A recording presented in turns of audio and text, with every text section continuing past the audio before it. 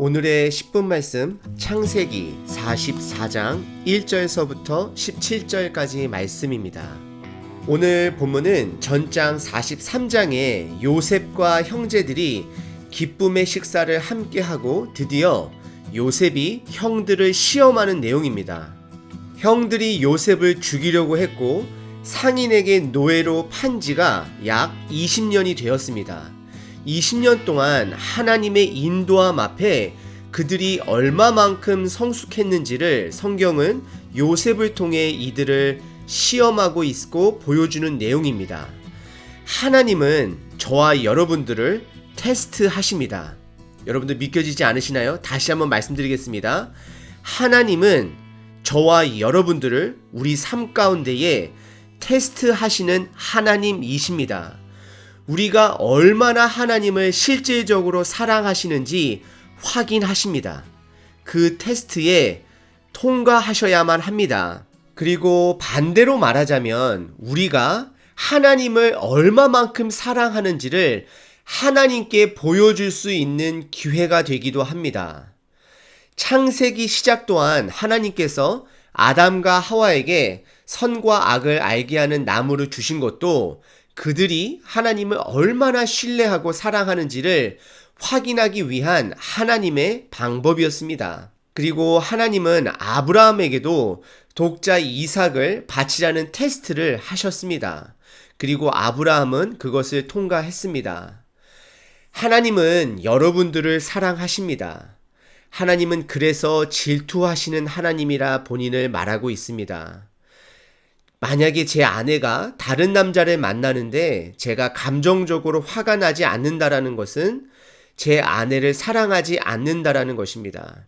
그래서 하나님은 우리들이 찬양할 때만 입으로만 하나님을 사랑하는지 아니면 삶으로 사랑하는지를 한 사람 한 사람 테스트하실 정도로 한 사람 한 사람을 사랑하시고 계십니다.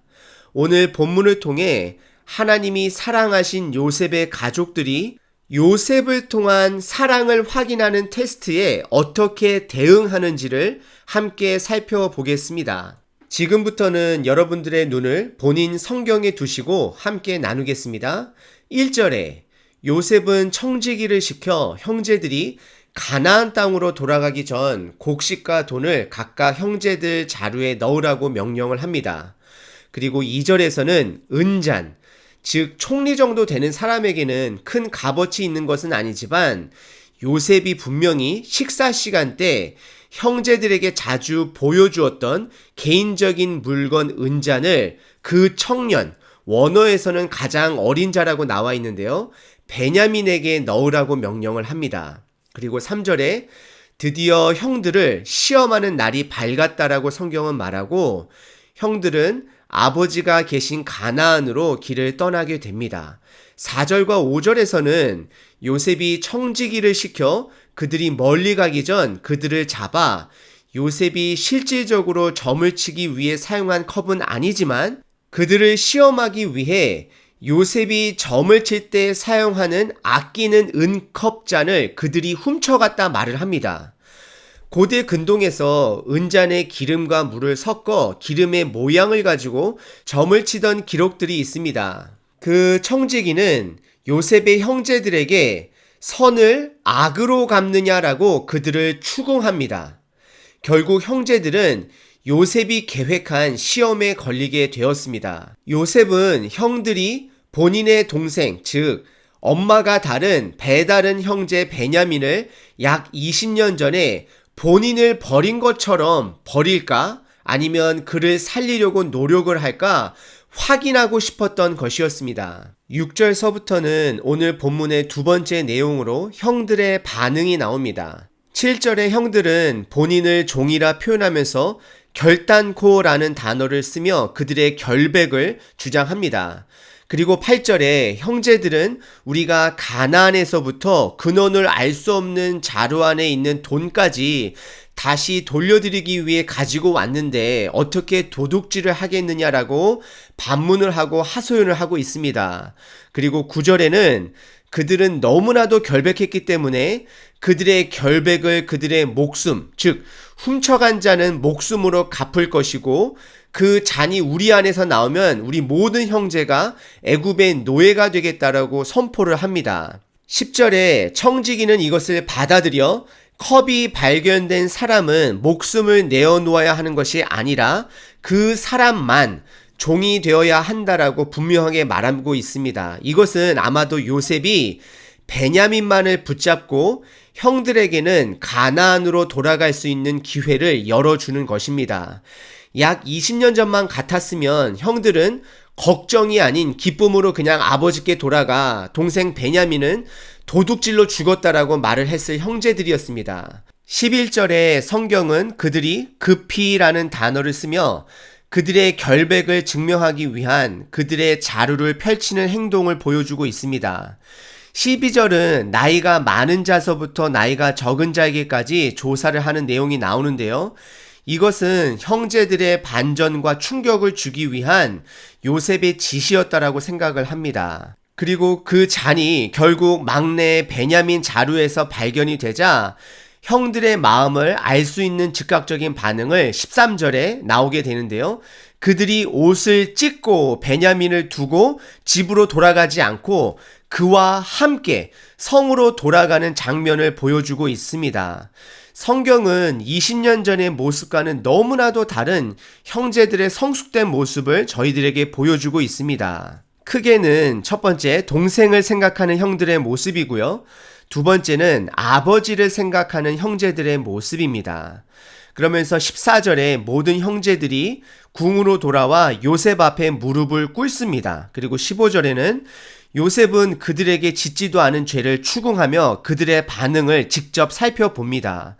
16절에서는 유다의 정말 성숙된 고백이 나오는데요. 첫 번째는 할 말이 없음을 고백합니다. 본인이 짓지도 않은 죄, 그리고 혹시 모를 동생이 저지른 그 죄를 본인이 인정을 합니다. 그리고 두 번째는 예전 본인들이 요셉에게 했던 죄, 하나님께서 벌하시는 것이라 여기고 겸손하게 요셉의 노예가 되겠다라고 인정을 합니다. 이제는 항의도 안 하고 인정하는 모습을 보여줍니다. 정말로 큰 성장입니다. 저는 이 유다의 고백이 아버지 야곱이 했던 고백, 내 벤자민 아들이 죽으면 죽으리라는 그 고백처럼 유다 또한도 내려놓는 모습을 볼 수 있습니다. 정말로 큰 성장입니다. 본인이 짓지도 않은 죄를 하나님의 시각에서 본인의 죄로 받아들이는 영적인 성숙까지 보여주고 있습니다. 그리고 오늘 본문 17절은 요셉이 다시 한번 베냐민만 노예가 될 것을 말하면서 그 형제들의 반응을 보는 장면으로 끝을 맺습니다. 요셉은 예수님의 그림자입니다. 즉, 하나님께서는 여러분들이 하나님을 향한 그 사랑을 확인하고 싶어 하십니다. 왜냐고요? 여러분 한 사람 한 사람을 사랑하시기 때문입니다. 오늘 본문을 큰 그림으로 봐서는 하나님께서 하나님의 백성을 빚어가는 내용이지만 우리 입장에서는 최선을 다해 입으로만 하나님을 사랑하는 자들이 아니라 삶으로도 실천으로 행동으로 하나님을 사랑하는 자가 되어야 합니다. 요한복음 14장에 예수님께서 십자가에 돌아가시기 전에 제자들에게 마지막으로 당부하시는 내용들이 나오는데요. 23절 24절입니다. 예수께서 대답하여 이르시되 사람이 나를 사랑하면 내 말을 지키리니 너희가 나를 사랑하면 내 말을 순종할 것이다. 그리고 내 아버지께서 그를 사랑하실 것이다 라고 말하고 있습니다. 그리고 24절에서는 나를 사랑하지 않는 자는 내 말을 지키지 아니하리니 너희가 듣는 말은 내 말이 아니요 나를 보내신 아버지의 말씀이니라 말씀하고 있습니다. 즉 성경 말씀에 순종하는 것이 하나님 아버지의 사랑을 표현하는 것이라 말하고 있습니다. 그리고 우리가 하나님을 사랑할 수 있도록 성령님까지 보내주셔서 하나님이 우리를 향한 사랑이 얼마나 큰지 깨닫게 해주심으로 그분을 사랑하게 도와주신다라고 말하고 있습니다. 이것은 우리가 사랑하는 사람과 결혼하기 위해 무언가를 준비하는 것처럼 성령님을 보내주신 것은 하나님의 사랑이 우리를 향한 배려라고 보시면 됩니다.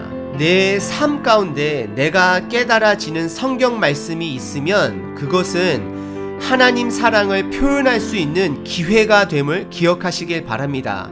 오늘 하루도 여러분들께서 하나님을 생각하시는 만큼 그분의 말씀에 순종함으로 그분과 깊은 교제의 하루가 되시길 바랍니다.